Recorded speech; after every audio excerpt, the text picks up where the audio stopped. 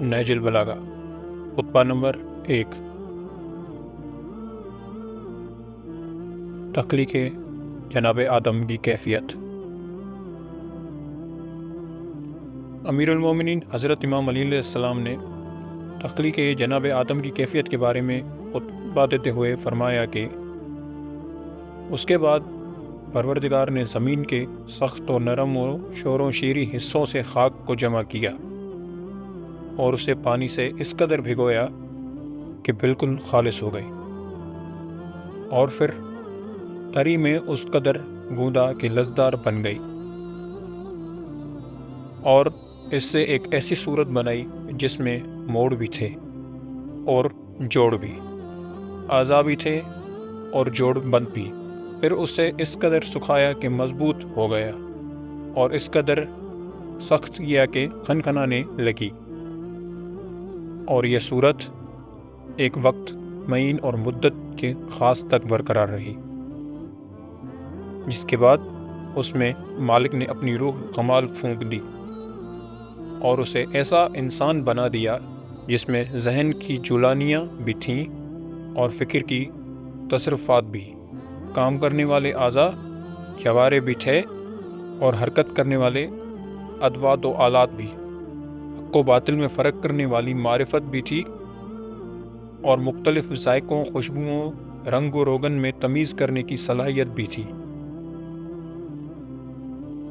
اسے مختلف قسم کی مٹی سے بنایا گیا جس میں موافق اجزاء بھی پائے جاتے تھے اور متضاد عناصر بھی، اور گرمی، سردی، تری، خشکی جیسے کیفیات بھی۔ پھر پروردگار نے ملائکہ سے مطالبہ کیا کہ اس کی امانت کو واپس کریں اور اس کی معبود وصیت پر عمل کریں، یعنی اس مخلوق کے سامنے سر جھکا دے اور اس کی کرامت کا اقرار کر لے۔ اس نے صاف صاف اعلان کر دیا کہ آدم کو سجدہ کرو، اور سب نے سجدہ کر بھی لیا سوائے ابلیس کے۔ اس سے تعصب نے گھیر لیا اور بدبختی غالب آ گئی۔ اس نے آگ کی خلقت کو وجہ عزت اور خاک کی خلقت کو وجہ ذلت قرار دیا، مگر پروردگار نے اسے غضب الہی کی مکمل استحقاق، آزمائش کی تکمیل اور اپنے وعدے کو پورا کرنے کے لیے یہ کہہ کر مہلت دے دی کہ تجھے روزے وقت معلوم تک کے لیے مہلت دی جا رہی ہے۔ اس کے بعد پروردگار نے آدم کو ایسے گھر میں ساکن کر دیا جہاں کی زندگی خوش و گوار اور مامون و محفوظ تھی۔ پھر انہیں ابلیس اور اس کی عداوت سے بھی باخبر کر دیا، لیکن دشمن نے ان کی جنت کے قیام اور نیک بندوں کی رفاقت سے جل کر انہیں دھوکہ دے دیا، اور انہوں نے بھی اپنے یقین محکم کو شک اور عزم مستحکم کو کمزوری کے ہاتھوں فروخت کر دیا، اور اس طرح مسرت کے بدلے خوف کو لے لیا اور ابلیس کے کہنے میں آ کر ندامت کا سامان فراہم کر لیا۔ پھر پروردگار نے ان کے لیے توبہ کا سامان فراہم کر دیا اور اپنے کلمات رحمت کی تلقین کر دی، اور ان سے جنت میں واپسی کا وعدہ کر کے انہیں آزمائش کی دنیا میں اتار دیا جہاں نسلوں کا سلسلہ قائم ہونے والا تھا۔ انبیاء کرام کا انتخاب۔ اس کے بعد نے ان کی اولاد میں سے ان انبیاء کا انتخاب کیا جن سے وحی کی حفاظت اور پیغام کی تبلیغ کی امانت کا عہد لیا، اس لیے کہ اکثر مخلوقات نے عہد الہی کو تبدیل کر دیا تھا، اس کے حق سے ناواقف ہو گئے تھے، اس کے ساتھ دوسرے خدا بنا لیے تھے،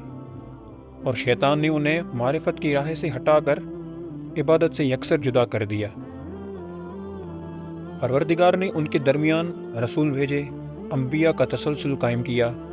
تاکہ وہ ان سے فطرت کی امانت کو واپس لیں اور انہیں بھولی ہوئی نعمت سے پروردگار کو یاد دلائیں۔ تبلیغ کے ذریعے ان پر تمام حجت کر دی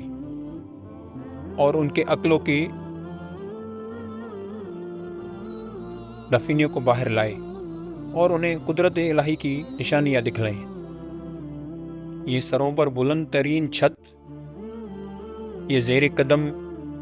گہوارے، یہ زندگی کے اسباب، یہ فنا کرنے والی اجل، یہ بوڑھا بنا دینے والی امراض، اور یہ پے در پہ پیش آنے والے حادثات۔ اس نے کبھی اپنی مخلوقات کو بنی ارسل یا کتاب منزل یا حجت لازم یا طریق واضح سے محروم نہیں رکھا۔ ایسے رسول بھیجے جنہیں نہ عدد کی قلت کام سے روک سکتی تھی اور نہ جھٹلانے والوں کی کثرت۔ ان میں جو پہلے تھا اس بعد والے کا حال معلوم تھا، اور جو بعد میں آیا اس سے پہلے والے نے پہنچا دیا تھا، اور یوں ہی صدیاں گزرتی رہیں اور زمانے بیتتے رہے، آبا و اجداد جاتے رہے اور اولاد آفات آتے رہے، بہشت رسول اکرم صلی اللہ علیہ وآلہ وسلم، یہاں تک کہ مالک نے اپنے وعدہ پورا کرنے اور اپنے نبوت کو مکمل کرنے کے لیے حضرت محمد صلی اللہ علیہ وآلہ وسلم کو بھیج دیا، جن کے بارے میں انبیاء سے عہد لیا جا چکا تھا اور جن کی علامتیں مشہور اور ولادت مسعود اور مبارک تھی، اور وقت اہل زمین متفرق مذاہب، منتشر خواہشات اور مختلف راستوں پر گامزن تھے۔ کوئی خدا کو مخلوقات کی شبیہ بنا رہا تھا، کوئی اس کے ناموں کو بگاڑ رہا تھا، اور کوئی دوسرے خدا کا اشارہ دے رہا تھا۔ مالک نے آپ کے ذریعے سب کو گمراہی سے ہدایت دی اور جہالت سے باہر نکال لیا۔ اس کے بعد آپ کی ملاقات کو پسند کیا اور انعامات سے نوازنے کے لیے اس دار دنیا سے بلند کر لیا۔ آپ کو مصائب سے نجات دلا دی اور نہایت احترام سے اپنی بارگاہ میں طلب کر لیا، اور امت میں ویسا ہی انتظام کر دیا جیسا کہ دیگر انبیاء نے کیا تھا۔ انہوں نے بھی قوم کو لاوارث نہیں چھوڑا تھا جس کے لیے کوئی واضح راستہ اور مستحکم نشان نہ ہو۔ قرآن اور احکام شریعہ، انہوں نے تمہارے درمیان تمہارے پروردگار کی کتاب کو چھوڑا ہے، جس کے حلال و حرام، فرائض و فضائل، ناسخ و منسوخ، رخصت و عزیمت، خاص و عام، عبرت و مثال، متعلق اور مقید، محکم و متشابہ سب کو واضح کر دیا تھا۔ مجمل کی تفسیر کر دی تھی، مٹھیوں کو سلجھا دیا تھا۔ اس میں بعض آیات ہیں جن کے علم کا عہد لیا گیا ہے اور بعض سے ناواقفیت کو معاف کر دیا گیا ہے۔ بعض احکام فرض کا کتاب میں ذکر کیا گیا ہے اور سنت سے ان کو منسوخ ہونے کا علم حاصل ہوا ہے، یا سنت میں ان کے وجوب کا ذکر ہوا ہے، جبکہ کتاب میں ترک کرنے کے لیے آزادی کا ذکر تھا۔ بعض احکام ایک وقت میں واجب ہوئے اور مستقبل میں ختم کر دیے گئے۔ اس کے محرمات میں بعض پر جہنم کی سزا سنائی گئی اور بعض گناہ صغیرہ ہیں جن کی بخشش کی امید دلائی گئی۔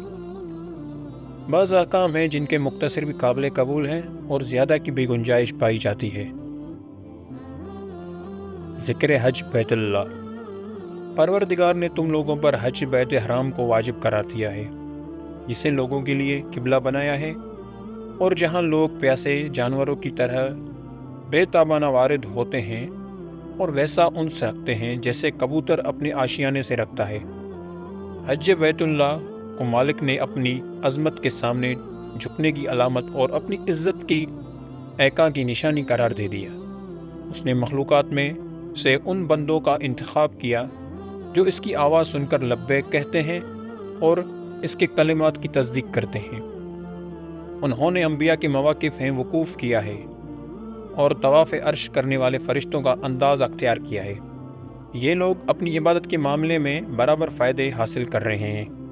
اور مغفرت کی وعدہ گاہ کی طرف تیزی سے سبقت ہو رہے ہیں۔ پروردگار نے کعبہ کو اسلام کی نشانی اور بے پناہ افراد کی پناہ گاہ قرار دے دیا، اس کے حج کو فرض کیا ہے اور اس کے حق کو واجب قرار دیا ہے۔ تمہارے اوپر اس گھر کی حاضری کو لکھ دیا ہے اور صاف اعلان کر دیا ہے کہ اللہ کے لیے لوگوں کی ذمہ داری ہے کہ اس کے گھر کا حج کریں۔